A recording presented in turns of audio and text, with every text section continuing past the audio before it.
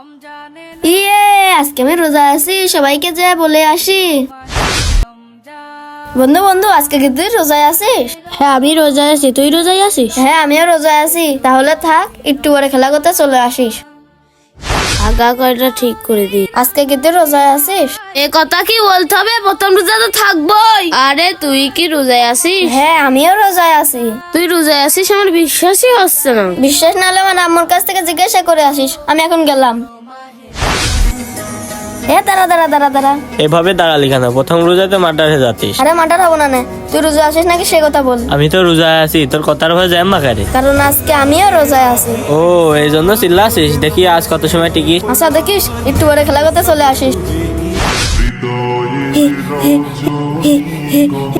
হসে না তো, হসে না তো রে। রোজা ধরিয়ে গেল তো, মনে হচ্ছে আর পারবো না নে। হই, আমি আর পারছি না, আমি আর খেলবো না। ওই, আমারও আর ভাল লাগছে না, চল আমরাও বাড়ি চললে। চল বাড়ি যাই। গলাটা শুকিয়ে গেল, যাই পানি খেয়ে নি। কি শান্তি পেলাম। আমি তো রোজাই ছিলাম, যাই হুজুরের কাছ থেকে শুনে আসি। এরপরে কি ঘটেছিল জানতে চাইলে অবশ্যই কমেন্ট বক্সে পার্ট 2 দেখে যাবে।